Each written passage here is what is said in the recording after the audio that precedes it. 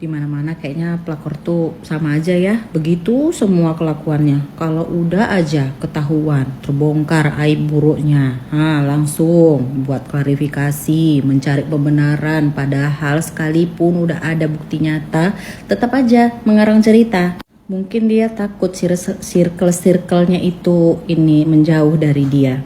Bahkan berdasarkan pengalamanku sendiri nih ya, di satu circle mereka itu bahkan sampai hati, padahal udah janda-janda semua ini circle-nya ini, yang udah tahu rasanya kayak mana dijandakan itu kayak mana. TikTok pula lah orang itu kan mengangek-ngangein si korban ini tadi kan. Tapi tenang aja, alam itu akan bekerja dengan sendirinya. Karena percayalah, doa istri yang terzolimi itu tidak ada pembatas dengan Allah. Tahu-taunya malah circle yang mengangge ini tadi hancur bubar saling menjelekkan.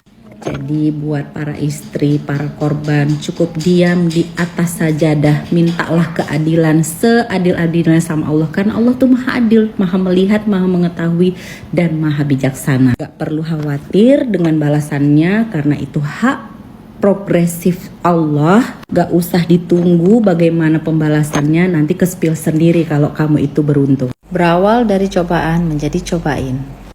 Buat para korban perselingkuhan, tolong jangan lepas kontrol karena kamu mempunyai luka batin yang enggak main-main. Karena biasanya para korban akan menggebu-gebu untuk menunjukkan value diri dia. Tapi ingat, jangan dengan jalan yang salah. Ada banyak hal kok kamu bisa menunjukkan value kamu dengan hal-hal yang positif. Jadilah perempuan yang bijak, menjadi contoh yang baik buat sesama yang pernah merasakan hal yang sama seperti kamu. Dengan pengalamanmu, kamu bisa merangkul sesama kamu dan memberikan tips-tips yang bagus untuk membangun dan membangkitkan semangat baru antara sesama. Ingat ya, kalau kamu salah jalan, kamu sedang menggali lubang baru untuk tabur tuai bagimu dan keturunanmu.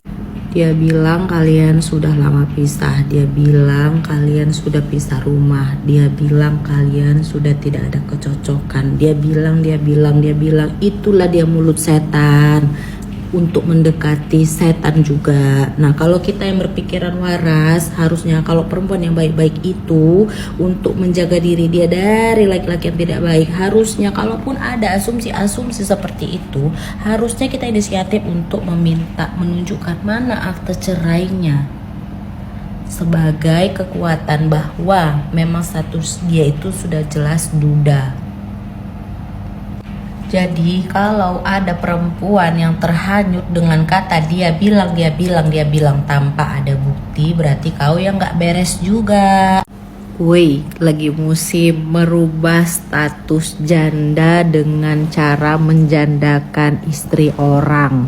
Innalillahi wa inna ilaihi rojiun. Seharusnya kita menarik ke diri kita sendiri, apalagi kita sudah pernah menjadi korban. Nauzubillahi min zalik.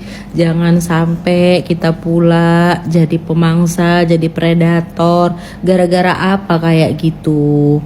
Padahal kalau dipikir rezekinya ada gitu, tidak sulitnya mencari rezeki itu kan. Peluang rezekinya itu banyak, tapi mengorbankan keluarga orang lain.